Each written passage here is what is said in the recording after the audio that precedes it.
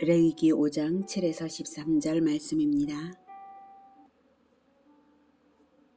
만일 그의 힘이 어린 양을 바치는 데에 미치지 못하면 그가 지은 죄를 속죄하기 위하여 산비둘기 2마리나 집비둘기 새끼 2마리를 여호와께로 가져가되 하나는 속죄 제물을 삼고 하나는 번제물을 삼아 제사장에게로 가져갈 것이요 제사장은 그 속죄 제물을 먼저 드리되 그 머리를 목에서 비틀어 끊고 몸은 아주 쪼개지 말며 그 속죄 제물의 피를 제단 곁에 뿌리고 그 남은 피는 제단 밑에 흘릴지니 이는 속죄제요 그 다음 것은 규례대로 번제를 드릴지니 제사장이 그의 잘못을 위하여 속죄한즉 그가 사함을 받으리라. 만일 그의 손이 산비둘기 2마리나 집비둘기 2마리에도 미치지 못하면 그의 범죄로 말미암아 고운 가루 10분의 1 에바를 예물로 가져다가 속죄제물로 드리되 이는 속죄제인즉 그 위에 기름을 붓지 말며 유향을 놓지 말고 그것을 제사장에게로 가져갈 것이요 제사장은 그것을 기념물로 한 움큼을 가져다가 제단 위 여호와의 화제물 위에서 불사를 지니 이는 속죄제라. 제사장이 그가 이 중에서 하나를 범하여 얻은 허물을 위하여 속죄한즉 그가 사함을 받으리라. 그 나머지는 소제물같이 제사장에게 돌릴지니라. 사랑하는 형제 여러분, 8월 1일 월요일 저녁 묵상에 오신 것을 환영합니다. 6절까지는 부지 중에 범한 죄에 대해 속죄하라는 것을 배웠습니다. 부지 중에 모르고 자기가 아무 짓도 안 했는데도 죄의 상태가 될 수 있고 그래서 속죄도 필요하다는 것을 배웠습니다. 그래서 진리를 모르면 부자유하고 어둠 가운데 있는 것입니다. 성경 배워서 진리를 알면 죄를 피할 수 있고 속죄의 방법도 알게 되고 축복된 삶을 사는 것입니다. 자, 그런데 성경의 진리도 알고 자기가 죄를 지었다는 것을 알고 있다 해도 가난하고 힘이 없어서 속죄 제물을 마련하지 못한다면 어떻게 될까요? 그것을 7절에서 13절에서 말한 것입니다. 7절 산비둘기 2마리나 집비둘기 새끼 2마리. 네. 어린 양을 제물로 하지 않아도 됩니다. 자기 죄를 속죄할 마음만 있다면 통회하는 심령만 가지고 있으면 비둘기로도 된다 이것입니다. 왜 비둘기냐면 쉽게 사육도 하고 산에서도 쉽게 잡을 수 있는 새가 비둘기고 그리고 비둘기는 유순합니다. 모든 제물들은 온순한 짐승들, 가축인 온순한 가축들을 하나님께서 제물로 받으시죠. 그렇지 않은 것은 받지 않으십니다. 그래서 새들 중에는 비둘기가 사육도 하고요. 또 온순합니다. 그런데 왜 2마리냐 하면 하나는 속죄 제물로 삼고 하나는 번제물로 삼으라는 것이죠. 어린 양을 속죄제로 드릴 때는 제사 형식에 속죄적 요소와 번제적 요소가 있어요. 피를 제단 뿔에 바르고 제단 밑에 쏟는 부분이 속죄적인 부분이고요. 기름을 떼어내어 불살로 올리는 것이 번제적인 부분입니다.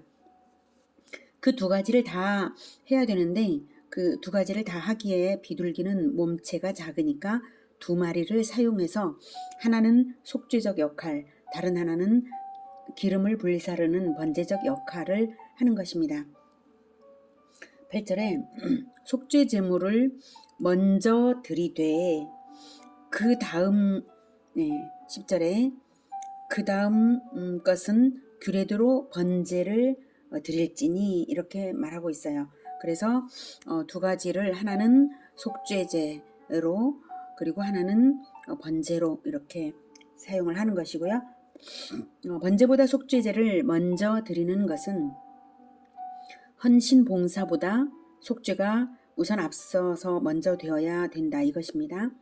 둘의 관계가 원수가 되었을 때 잘못했다 하는 말을 먼저 해야 선물을 주고받을 수 있는 것이지 잘못한 사람이 잘못은 인정 안 하면서 선물 공세로 사람을 돌려놓을 수는 없는 것처럼 하나님께 속죄를 먼저 해야 헌신 봉사도 받아주실 수 있는 것이죠. 그래서 속죄제를 먼저 드립니다. 그러고 보니 속죄 후에 반드시 번제를 드리니까 속죄함을 받은 사람은 하나님께 반드시 헌신 봉사로 나아가는 삶을 살라는 그러한 메시지도 들어 있습니다. 비둘기 몸은 쪼개지 말라는 것은 몸이 작으니까 그러는 것이고, 또 둘을 드리니까 각각 역할을 하니까 굳이 쪼갤 필요도 없고요. 11절에 고운 가루, 이번에 비둘기도 못할 경우에 그의 손이 산비둘기 2마리나 집비둘기 2마리에도 미치지 못하면, 그럴 경우도 있겠죠. 그럴 경우에는 고운 가루 10분의 1 에바를 사용합니다. 가루 2리터 정도인데요. 2리터 정도를 드리면 됩니다. 가루 2리터 정도라면 아무리 가난하다 해도 들판에 나가 이삭 줍기를 해서라도 구할 수 있으니까 속죄제를 드릴 수 있는 것입니다. 그런데 기름을 붓지 말며 이는 속죄제인즉, 그래서 가루지만 이것은 소제가 아니다, 이런 뜻이에요. 가루로 드리지만. 그래서 이는 속죄제인즉 그 위에 기름을 붓지 말며 유향을 놓지 말고. 기름을 붓지 말며 유향을 놓지 말라는 것은 가루 제사, 즉 소제는 원래는 정성의 헌신 제사이기 때문에 번제와 같은 그러한 것이죠. 원래 속죄제가 아니죠, 소제는. 그런데 특별히 가난한 사람의 속죄의 기회를 주기 위해 가루로 드리라고 허락을 특별히 하신 것이니까 원래의 소제에서 기름을 붓고 유향을 놓는 그것은 하지 말라, 이것입니다. 속죄제적 소제이기 때문에 본래의 뜻으로 소제로 드려지는 그런 의미는 이렇게 제외해라, 이 뜻입니다. 속죄적 의미만 살려서 드리라, 이런 의미입니다. 12절 기념물로 그것을 기념물로 한 옴큼을 가져다가 제단 위 여호와의 화제물 위에서 불사를 지니라고 말하고 있죠. 가루에도 속죄적 부분과 번제적 부분을 나눠서 드립니다. 한 옴큼은 피의 제사인 다른 화제물 위에서 불살라서 다른 화제물에 속죄적 영향을 입는 것이죠. 피를 못 뿌리니까요. 가루는 피가 없으니까 그렇게 해서 다른 화제물 위에서 이렇게 연합해서 그 영향을 힘입는 것이고요. 나머지는 제사장에게 돌립니다. 자, 이것의 핵심 메시지는요, 오늘 본문의 핵심 메시지는 누구든지 속죄하라 라는 것입니다. 아무리 가난해도 속죄제를 생략할 수 없다는 거죠. 누구든지 속죄를 반드시 해야 된다라는 것이고요. 둘째, 속죄 제물 없는 속죄는 없다라는 것입니다. 속죄 제물이 반드시 필요하다, 라는 것입니다. 세 번째, 상한 심령으로 속죄하라 라는 것입니다. 유향을 놓지 말고 기름을 붓지 말고 상한 심령으로 속죄하라, 이것입니다. 가난해도 반드시 속죄할 수 있는 길을 열어주시는 것은, 가난하다 해도 속죄제를 반드시 드려서 속죄를 받지 않으면 안 되죠. 영적인 문제인데, 영원한 생명이 걸린 문제인데, 가난하다고 해서 영생의 길을 들어가는 것을 잃어서는 안 되잖아요. 속죄제 없이는 또한 속죄가 없기 때문에 이렇게 속죄할 수 있는 기회를 열어주신 것입니다. 그러니 은혜로운 것이죠. 가루 한 대만 가져가도 속죄가 되니까요. 그런데 가루 한 대라고 해서 가벼운 마음으로는 안 되고요. 가루 한 대일지라도 양 한 마리 잡는 마음으로 부지 중에 마귀가 나를 침범한 것에 대해 속죄를 반드시 하는 것입니다. 마귀에 대하여 원통한 마음, 그것을 가지고 가면 하나님이 받아주십니다. 하나님은 그 누구든지 받아주시기 위해서 이런 은혜로운 속죄제사 제도를 주셨습니다. 구약시대의 속죄제사도 참으로 은혜롭죠. 은혜롭습니다만 오늘날 우리에게 베풀어 주시는 은혜는 더욱 실로 놀라운 것입니다. 우리는 가루 한 대도 가져갈 필요가 없습니다. 오직 원통한 마음, 나를 죄짓게 속이는 마귀를 멸해 주시옵소서 하는 그 탄원의 마음, 내가 이 죄를 기필코 버리겠습니다 하는 통회의 마음만 있으면 됩니다. 그래서 예수님께서 산상수훈을 말씀하실 때 맨 처음 하신 그 산상수훈은 하나님 나라의 천국의 법입니다. 그 천국의 법을 선언하실 때 그 첫 일성이 무엇입니까? 심령이 가난한 자는 복이 있나니 천국이 그들의 것이다라고 하시지 않으셨습니까? 그 가난한 심령은 내가 죄인이어서 내가 천국의 것이 나에게 없다는, 하나님의 것이 나에게 없다는 것을 인정하는 마음으로 하나님과 연합되기를 사모하는 그 마음입니다. 아무리 없어도, 아무리 가난해도 그 가루 한 되라도 간절히 준비하여서 간절한 마음으로 하나님께 나아가는 그 마음, 그 탄원의 마음입니다.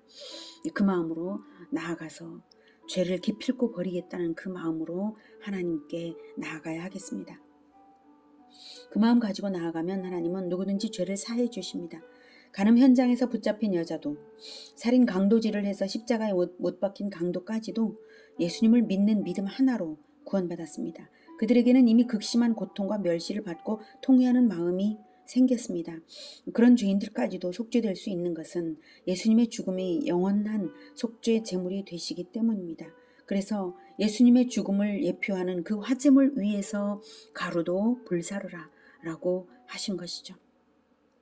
그 속죄 제물, 예수님의 죽음을 의미하는 그 화제물 위에서, 그것이 없이는 속죄가 없습니다. 그런데 이 통회의 마음이 없으면 다시 죄짓게 되어 있습니다. 사람들이 반복적인 죄를 짓는 것은 일종의 중독 상태이기 때문입니다. 원죄라는 것은 중독 상태로 태어났다는 뜻입니다. 우리는 죄로 중독 상태로 태어났다. 이것을 우리가 인정해야 됩니다. 우리는 속죄받는 것이 너무 쉽습니다. 예수님의 이름으로 죄를 자백하기만 하면 됩니다. 방법적으로는 너무나 쉽습니다. 그러나 여러분, 방법적으로 쉽다고 마음까지 쉬워서는 안 됩니다. 까짓거 자백하면 되니까 죄를 한두 번 더 지어도 돼. 자칫 이런 마음이 생긴다면 하나님을 시험하고 하나님의 선의를 악용하는 더 큰 죄가 되는 것입니다. 왜 하나님께서 부지 중에 지은 죄라고 자꾸 강조하시면서 부지 중에 지은 죄에 대하여 속죄하라 강조하시겠습니까? 그것이 다 분명한 죄다. 그러니 속죄하는 마음을, 통회하는 심령을 가지라, 죄를 버리라, 얼마나 강조하고 계십니까?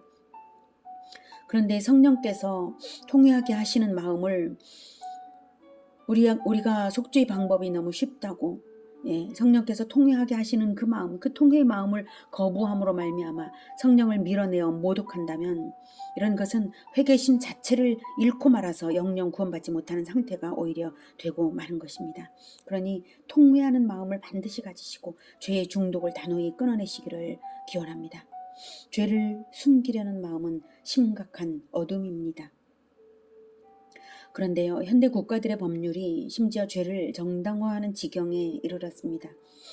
예를 들면 간통죄가 폐지된 것은 엄연한 죄가 아니라고 말하는 것이죠. 간통을 처벌할 것인가 말 것인가의 문제 이전에 간통이 죄라면 죄가 죄인 줄 알도록 법률 체계 안에 간통죄가 명시되어 있어야 하는 것입니다. 간통을 처벌할 수 있을 것인가, 하지 말아야 될 것인가, 이런 문제 이전의 문제예요. 그래서 분명히 간통죄가 죄라는 것이 명시되어야 백성들에게 진리대로의 국법으로 통치를 바르게 할 수 있는 것이고 밝은 사회를 만들 수 있는 것인데, 간통을 죄가 아니라고 하니 거꾸로 된 것이죠. 지금 논란이 되고 있는 소위 평등법, 즉 포괄적 차별금지법도 그렇습니다. 다양한 차별을 금지한다는 미명으로 혐오해야 할 죄를 혐오하지 못하게 하는 악법이 평등법이자 차별금지법입니다. 성경에서 분명하게 금지하는 동성애와 수간, 이것이 마치 죄가 아닌 듯이 인권의 개념에 포함시키려는 의도로 만들어진 악법입니다. 이것이 통과돼서는 안 됩니다. 문제는 이미 이런 악법들이 현대 국가들의 법으로 제정이 되어서 많은 나라들이 타락과 멸망을 향해 달리고 있다는 사실입니다. 현대는 극심한 어둠 속으로 빠져들어가고 있습니다. 이 세상에 사는 동안 누구나 영적 전쟁 속에 있습니다. 우리는 나의 영적 전쟁에서 먼저 이기고 나아가 세상에 진리를 비춰주어서 연약한 자들의 영적 전쟁을 이기도록 도와야 합니다. 먼저 부지 중에 지은 나의 죄를 무시하지 말고 진리로 밝혀서 작은 일이라고 은폐하지도 말고 숨김없이 고백하여서 그리스도의 보혈로 속죄하며 기름을 붓지 말고 유향도 놓지 않는 가난한 심령으로 늘 정결하게 살아가는 우리 모두가 되기를 기원합니다. 기도하겠습니다. 하나님, 우리가 모르게, 알게 모르게 부지 중에 죄에 접촉되기가 쉬운 세상에 살고 있습니다. 우리 눈이 원치 않는 것을 볼 때 우리 영혼이 더럽혀지고 우리 귀가 원치 않는 것을 듣게 되어서 우리 영혼이 또 더럽혀질 때가 많이 있습니다. 하나님, 우리를 불쌍히 여겨주시고 우리를 정결하게 지켜주시옵소서. 그리고 우리 영혼을 늘 지켜내는 그러한 진리로 밝은 자들이 다 되도록 주님 도와주시고, 이 세상이 아무리 타락해 갈지라도 하나님의 백성들은 진리의 빛을 밝히면서 세상을 향하여서 진리의 빛을 밝히는 동산 위의 동네 같은 자, 산 위의 동네 같은 자들, 등불 같은 자들 다 되게 도와주시옵소서. 예수 그리스도 이름으로 기도드립니다. 아멘. 이어지는 시간은 개인 기도 시간입니다.